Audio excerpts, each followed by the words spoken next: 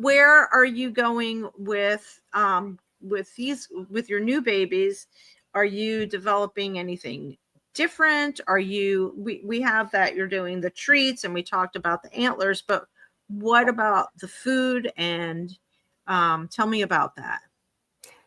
Well, let's divide that. So there's the treats that are really, really unique, and then there's the food that's also very unique.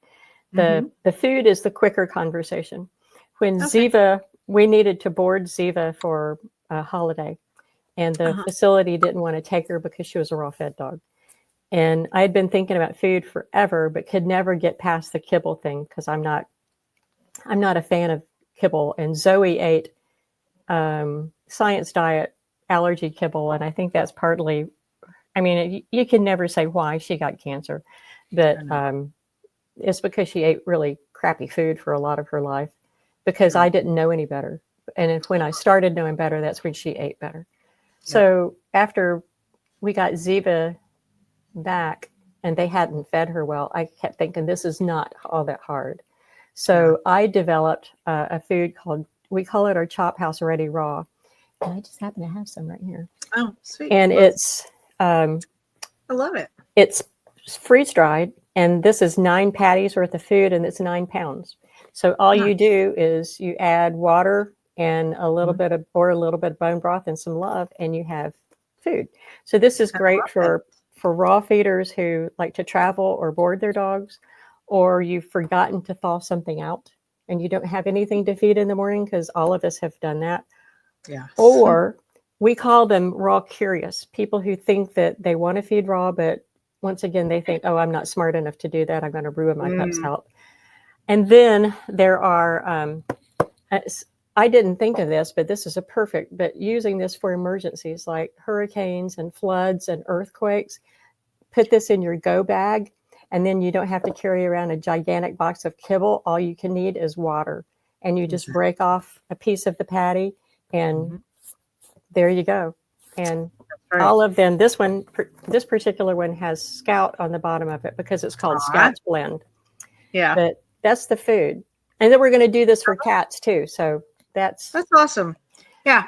I mean, I live in Florida, so we've got hurricanes, and you never know fires. either. Yeah. And fires, of course. And it's becoming more prevalent throughout the entire country of crazy weather, and people having to evacuate, and we want to take our animals with us, and it's light too. It's lighter than the big old this whole thing is 10 ounces.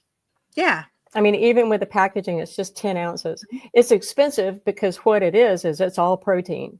We have it in 6 different proteins, but this particular one is pork, chicken, and beef that's together with green tripe in it. And we had a vitamin and mineral mixture formulated for us, so it has that in it to make it complete and balanced. So you don't have to add anything to it, but if you wanted to add strawberries or blueberries because they have high antioxidants, or something like cranberries for urinary health, you can certainly do that, but you don't have to, especially if you're in an emergency situation and it's really hard to keep anything fresh because you don't have any your electricity, so there's nothing cold or nothing frozen that you can get. It's a great product. Yeah.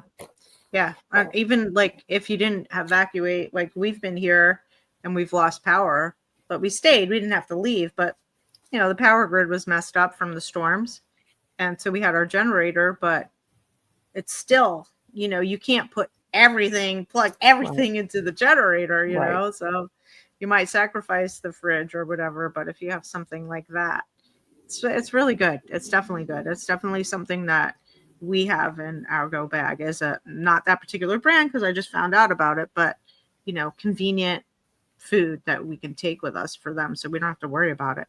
Because I think this last year we just got like canned chicken, and it was like, we got hit with storm after storm after storm, and I'm like, okay, but that's heavy. So if we have to go and it's stinky, but this is nice, neat, clean, light, I like it. And you have to carry some kind of opening utensil too. And this one, you just open it. Yeah, that's right. Let's not And it's forget all that. United States sourced and produced. So there's nothing. Excellent. The only thing that comes from outside of the country is the kangaroo. And that we don't import it. It's already imported from Australia as a protein.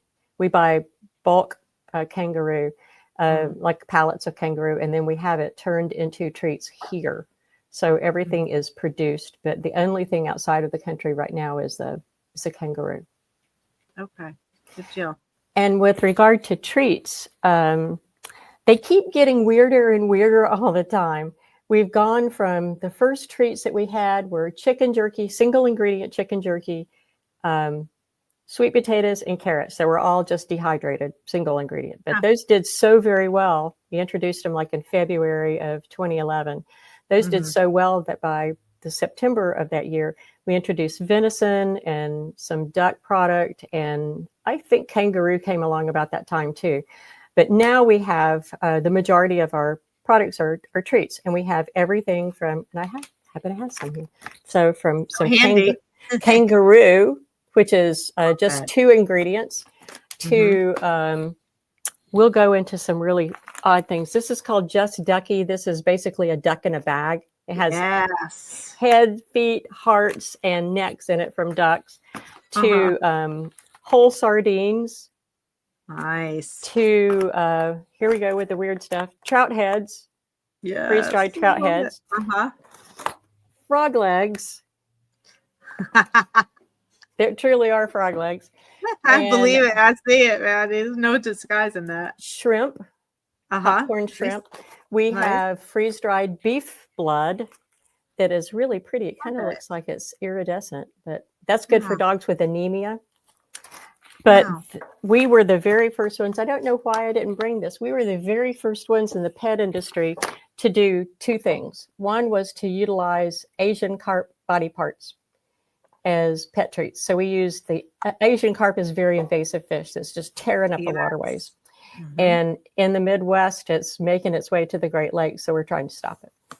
But we use the head, or excuse me, the hearts, liver, eyes, and the red meat and the skins. And after COVID, we were and the air bubblers. And I don't know why I don't have the bubblers in here, but those are the air bladders, and that's all really, really nutritious, has more omega-3s than salmon does, and it's a really unique trait, and dogs love them. Not only because they taste good, but also because of the mental agility that it gives them. The bubblers are, the dogs can't figure out what they are. They don't know if they're chews or treats or if they can eat them or not. So they kind of do that. And it would be good for your puppy because it's good to chew on. And the first one will take him a while, but the next one probably won't. So those are really good. But we also do in sustainable insect proteins, and we call that superfly. And these are black soldier fly larvae that, as opposed to it taking 18 months to raise a cow and feed it and everything, and the hundreds of acres that you would have to have, in 7 to 10 days, billions of these little super teeny tiny flies grow, or these larvae, and they are really nutritious. They eat fruits and vegetables meant for the landfill, so they don't require any extra water. They don't have any methane like cats or cows do, so they're not destroying the ozone layer. And these are wonderful treats. And we have the jerky, we have the larva, we have the crushed larva or the powdered larva that we do as a food topper, and we also have the oil that's good for reptiles and amphibians. Nice. So that's amazing. We have, it kind of looks like a morgue in our warehouse. Yeah, so right. You have heads and legs and eyes. And this is just some of the more unique things. But we have about 100 SKUs right now. So we've come a long way in 15 years. How exciting.